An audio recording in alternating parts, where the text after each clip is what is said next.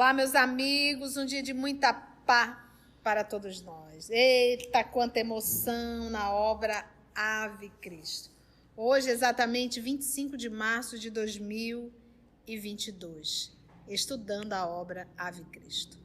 Nós vamos solicitar para o Wesley fazer nossa prece de abertura, logo depois a nossa irmã Aramita irá fazer a recapitulação dessa obra que nós estamos assim no momento de muitas emoções e muitas lições. Querido Pai, obrigado, Senhor, por esta obra que aconteceu há tantos e tantos séculos atrás, mas que ainda hoje retrata o que vivemos no nosso cotidiano. Que possamos aprender com ela, que possamos nos esforçar para não cometer os mesmos erros que viemos cometendo há milênios, que possamos internalizar, sentir e praticar.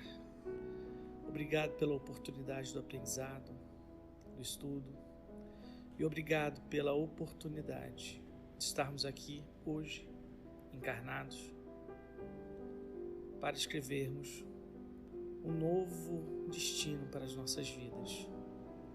Fique conosco, Mestre, hoje e sempre. Que assim seja. Em nosso último estudo, vimos a morte de Rufo, né? E o Berzélio, o comprador de escravos que comprou a mãe e as filhas, dizer para Rufo que ele podia morrer em paz, que ele também era cristão e que as filhas e a mulher dele iam ter um bom destino, iam ser tratadas como irmãs. Aí Rufus morre satisfeito e Cíntia Júlia, do alto de sua janela, vendo isso, né, desmaiou e ficou sendo Cíntia Júlia ainda vigiada, conseguiu escapar à vigília dos que a protegiam. Foi puxado por um potro selvagem, né? E foi os desposos dele ficaram no mato, ainda foi recolhido depois. Cíntia Júlia conseguiu fugir, né, da vigilância que tinham sobre ela, e ela corre até a cabana humilde do irmão Corvino. Quando ela encontra o irmão Corvino, no primeiro momento ela não reconhece, mas quando ele diz Cíntia, ela lembra. Como né? Ele sabe meu nome, né? Aí ela fica espantada, como ele sabe o nome dela. Eu ainda nem falei meu nome, mas ela o olha e reconhece, dá um grito de felicidade, né? De alegria, mas isso foi por demais para o pobre coração, e ali mesmo, nos braços de Varro, ela faleceu, né? Desencarnou. E aí o Varro mandou avisar lá na fazenda, né? Na quinta. E quem foi buscar o corpo foi o Flávio Súbrio. O Flávio Súbrio achou aquela voz parecida do irmão Corvino, que tinha o nome daquele outro, que ele nunca esqueceu, mas de nada, ficou só com aquela cisma. E o Opílio mandou prender Corvino. E aí vamos ver o que acontecerá com Corvino, que acabou de ser preso. Capítulo 7, intitulado Martírio e Amor. Jesus nos guia. Atirado ao calabouço, o irmão Corvino passou a experimentar os efeitos da implacável perseguição de Opílio Vetúlio. Lembrando que nós estamos no ano de 236 da era cristã. Ordenações dos assessores de Maximino, o imperador, começaram a aparecer, recomendando o suplício dos chamados, abre aspas, desordeiros galileus, fecha aspas. Artêmio Cimbro e alguns outros patrícios influentes, embalde, em vão, tentaram opor resistência à chacina criminosa, porque o deplorável movimento alastrou-se irrefreável. Lembrando que Artêmio Cimbro era simpatizante da doutrina cristã. Álcio Noviciano. Tem algumas edições que estão Novaciano. Então você corrija, porque é Noviciano. Eu estou com a tradução de 2010, tá? Álcio Noviciano, velho guerreiro da Trácia, chegou à cidade em companhia de alguns frumentários. Anote aí. Os frumentários teriam sido a primeira polícia secreta e política organizada da história, tendo existido no Império Romano do século III, sob iniciativa do imperador Adriano, que dava o sobrenome de Martiel aos seus integrantes, em homenagem ao deus Marte. Então, voltando, Álcio Noviciano, velho guerreiro da Trácia, chegou à cidade em companhia de alguns frumentários, ou seja, polícia secreta, na posição de enviado do tirano que comandava o poder, sendo recebido festivamente. Exibições no anfiteatro da cidade foram organizadas com esmero. O amigo de Maximino, o imperador terrível, era portador de cartas diversas às autoridades lugdunenses, recomendando o maior rigor no castigo aos seguidores do culto nazareno e, a fim de corresponder às mensagens ilustres, dezenas de plebeus foram lançados à sanha carnívora de feras africanas ao som de músicas alegres. O benfeitor dos pobres, entretanto, e outros prisioneiros altamente categorizados pela opinião pública foram reservados a interrogatório dirigido pelo destacado visitante. No dia justo, o tribunal de audiência regurgitava de povo. Vastas galerias jaziam apinhadas de gente. Todos os adversários da nova fé, como que se congregavam ali para a ironia e o escárnio. Mudou? Não.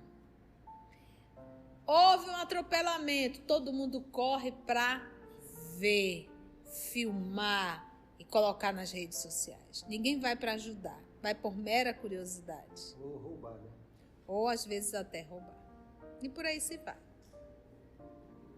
Renteando ali quase com o embaixador, né, o representante, né, do imperante do império, estava ali ao ladinho deles, Opílio, Galba e Taciano, ou seja, o esposo de Cíntia Júlia e o seu primo, Galba, seu filho, e Taciano, seu enteado. E Súbrio, lembra do Súbrio? Acompanhava o desenrolar dos acontecimentos com sombrio aspecto. Súbrio foi aquele que libertou Quinto Varro e matou o irmão Corvino. Vetúrio, denunciando no rosto envelhecido as extremas aflições que o atormentavam, revelava-se inquieto, levando à destra as mãos, a mão aos olhos, de momento a momento, evidenciando a emotividade de que se via possuído, enquanto Taciano, recordando o enfermeiro abnegado, porque lembra que Quinto Varro, na condição de Corvino, foi quem cuidou de Taciano quando estava com aquela peste, a febre.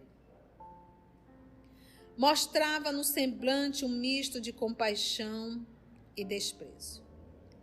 Caracterizava-se Galba pela frieza habitual, mas Flávio Súbrio, não obstante decrépito, envelhecido, espreitava os menores rumores do largo recinto com a vivacidade de um felino, parecendo disposto a registrar as mínimas particularidades do espetáculo.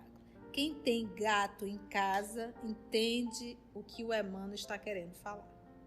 Porque o felino e o gato em particular, ele registra tudo. É impressionante. O irmão Corvino, escoltado por guardas numerosos, apareceu no grande salão. Esquelético e descorado, pálido. Falava, sem palavras, da fome que curtia no cárcere. Então não era só estar preso, era a perversidade que era realizada naqueles calabouços. Basta a gente recordar do sofrimento de Alcione, já quando se transformou em freira, né? O que ela sofreu naqueles calabouços fétidos. Então aqui diz, no pulso trazia feridas rubras, vermelhas, feridas, e na face sinais de chicotadas revelavam o martírio nas celas, onde legionários ébrios, bêbados, costumavam realizar exercícios de crueldade. Aí você está reclamando do trânsito? Você está reclamando do marido chato, da esposa enjoada, do filho que dá trabalho?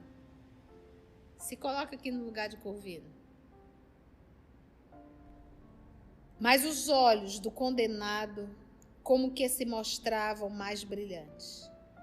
Não era só a paciência que se irradiava deles, dos olhos, demonstrando-lhe a grandeza espiritual, mas também uma superioridade indefinível, misturada de compreensão e piedade pelos verdugos. À frente do missionário, os representantes da casa de Opílio fizeram-se pálidos. Imprecações ecoaram de todos os lados. E essas imprecações é desejar o mal, acirrando os ânimos contra o apóstolo indefeso. E eis que gritava a multidão: abaixo o feiticeiro, morte ao assassino, suplício ao matador de mulheres e crianças. Impropérios como esses eram bramidos à solta por centenas de lábios duros e espumejantes, espumando ódio, raiva. Quinto Varro, porém, que a consciência tranquila parecia coroar de imperturbável serenidade. Passeou o olhar calmo e bondoso pela assembleia irritada, e a multidão aquietou-se, de chofre, repentinamente, qual se fora dominada por força irresistível. Só o olhar dele. O próprio Álcio, habituado à agressividade da caserna, do alojamento, estava surpreendido. Levantou-se imponente e, tentando, em vão, assumir o aspecto respeitável de um magistrado, arengou, discutiu, por alguns minutos, salientando as preocupações do governo na eliminação do culto proibido e advertindo os cidadãos contra a ideologia religiosa que pretendia confundir escravos e senhores. Nós temos o livre-arbítrio. Todos nós o temos. Todos nós, inclusive os perversos inteligentes. E os perversos inteligentes, eles trabalham assiduamente contra a implantação do evangelho. Logo, eles assumem cargos políticos, cargos administrativos, assumem posição de relevo, até mesmo para conduzir uma sociedade para o mau caminho. Então, isso eles estão inseridos, encarnados e desencarnados, na vida política, na vida religiosa, na vida educacional e na vida cultural, que são pontes, são espaços para o processo da educação coletiva. Então, aqui, os perversos estavam como imperador e os seus assessores. Porque um imperador, um espírito perverso na condução de um país, de uma nação, ele logo agrega em torno de si espíritos da mesma qualidade. São os afins. E o papai deixa para que a gente sofra as consequências e aprenda a escolher melhor. Em seguida, dirigiu-se solenemente ao presbítero, ao velho, ao nosso querido Corvino, ao idoso, ao pregador, notificando: creio-me exonerado de qualquer consideração para com os prisioneiros sem títulos que os recomendem ao respeito do Estado. Contudo, tantos empenhos foram interpostos junto de minha autoridade em vosso favor, tantas famílias aristocráticas se interessam por vosso destino, que me sinto no dever de ajuizar quanto à vossa situação com especial benevolência. Corvino escutava o legado, o representante, serenamente, mas insopitável inquietude dominava a multidão. Prosseguiu Novaciano, empertigado, ou seja, com orgulho. Sois acusado de haver provocado a morte de uma criança para cultivar sortilégios malignos e de haver assassinado uma distinta dama patrícia, doente e irresponsável, depois de atraí-la, provavelmente com promessas de cura imaginária. Todavia, ponderando as solicitações de vários principais, dignar-me-ei analisar o processo alusivo às culpas referidas, tratando-vos como cidadão do Império. Mas, antes de tudo, desejo certificar-me de vossa fidelidade às nossas tradições e princípios, uma vez que sois indicado como membro da seita renegada, para cuja extinção não possuímos outros recursos que não sejam o exílio, a punição ou a morte. Fez ligeiro intervalo, fixou o presbítero de frente, buscando, em vão, suportar-lhe o olhar confiante e calmo, e inquiriu: em nome do imperador Maximino, exorto-vos a jurar lealdade aos deuses e obediência às leis romanas. Varro, concentrado em si mesmo, evidenciando longa distância espiritual da atmosfera de crueldade e pequenez que predominava no recinto, respondeu com firmeza e simplicidade: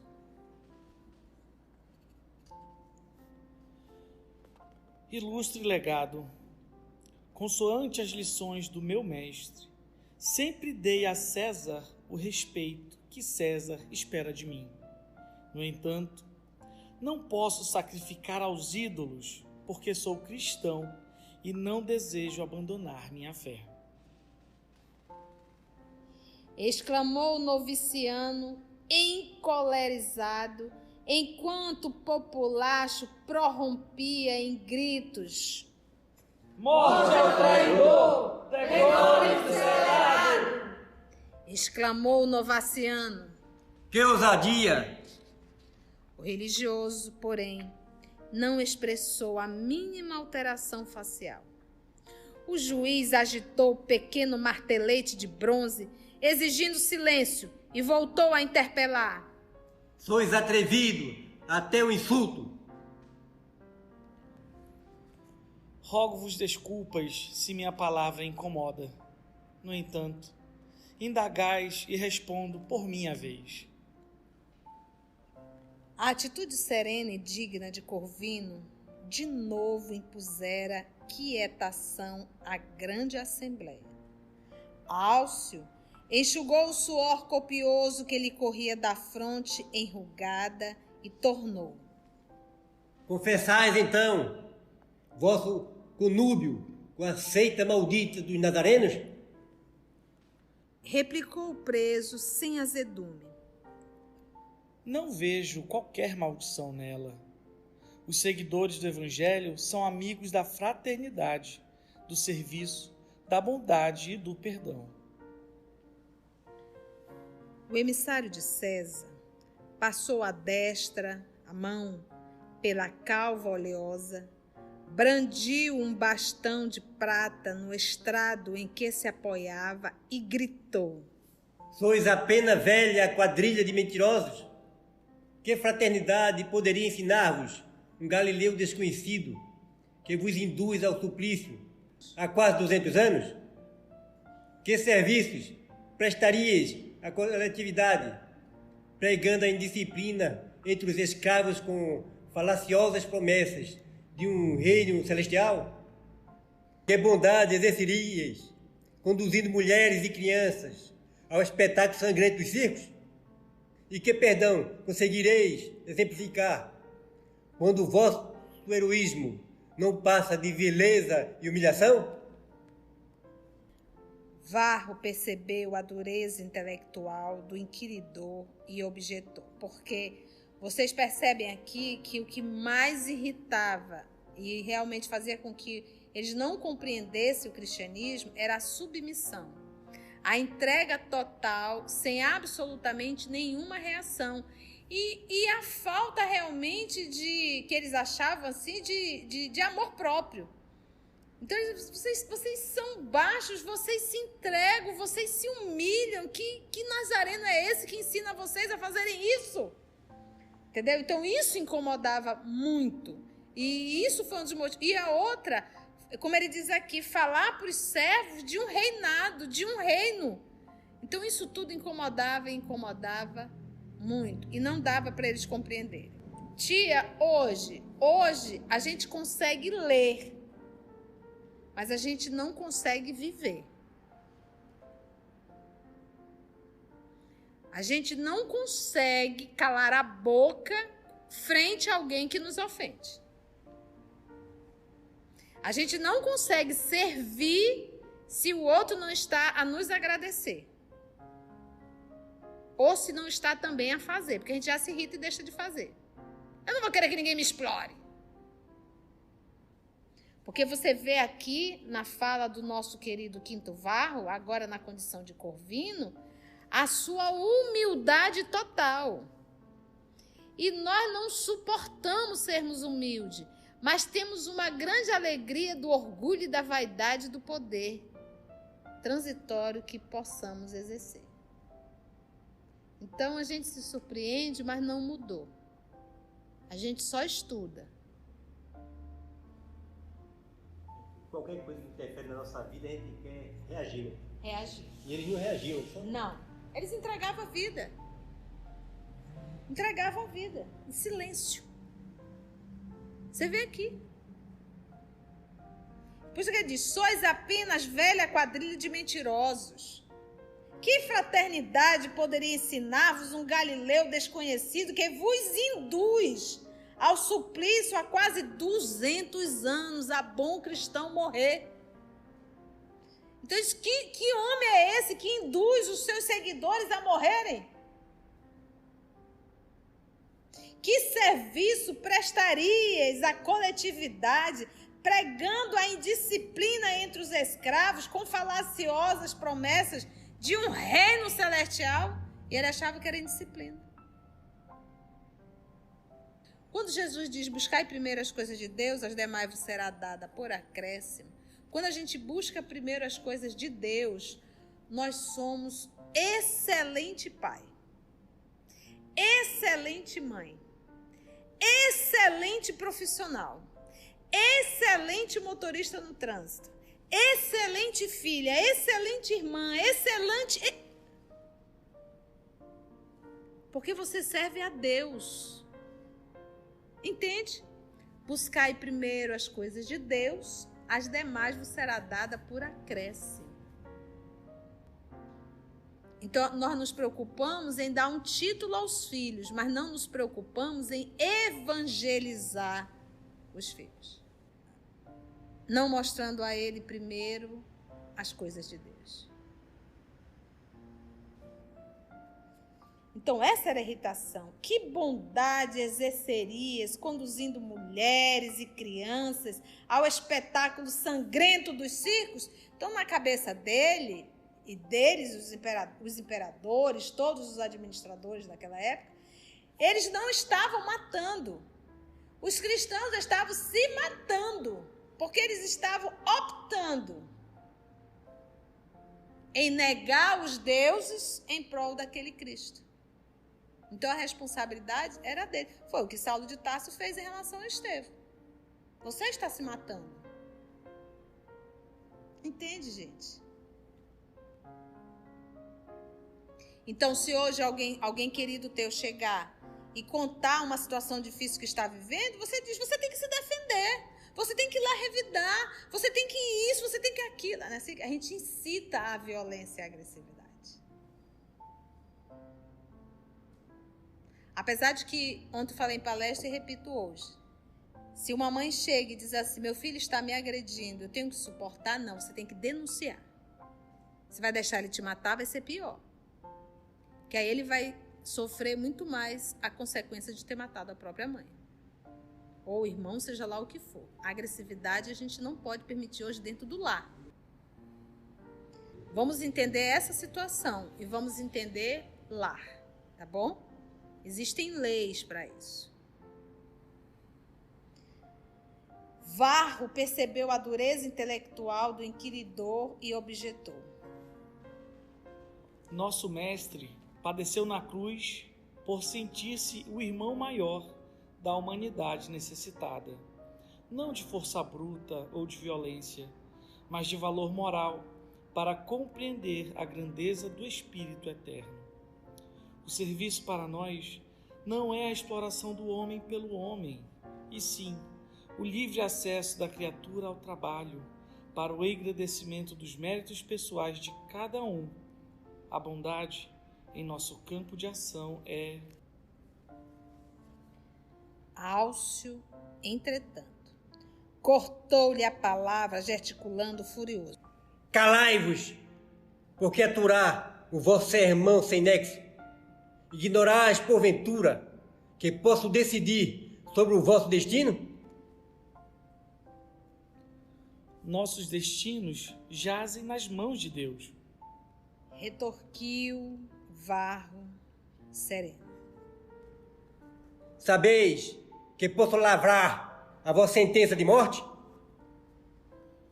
Respeitável legado, o poder transitório do mundo está em vossas determinações. Obedecei a César, ordenando o que vos aprouver. Obedecerei a Cristo, submetendo-me à vossa vontade. Sabeis que posso lavrar a vossa sentença de morte? Tu sabes que está nas minhas mãos decidir o teu futuro? Respeitável legado, respeitável representante de César. O poder transitório do mundo está em vossas determinações. O poder transitório do mundo. Obedecei a César. Isso aqui me lembrou muito a fala de Paulo, o apóstolo, para o seu carrasco, no finalzinho da obra, na decapitação. Obedecei a César ordenando que vos aprouver, obedecerei a Cristo, submetendo-me à vossa vontade. Dá uma inveja dele, sabe? Você chegar nesse nível de obedecer ao Cristo em qualquer situação. Cenas do próximo capítulo.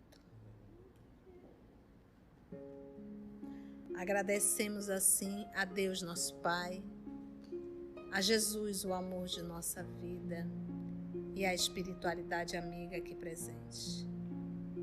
Que nós possamos, Senhor, refletir nessas vidas fiéis que fixaram o cristianismo aqui na terra, entregando a própria vida, quase 4 séculos. Graça te damos, Senhor, que assim seja.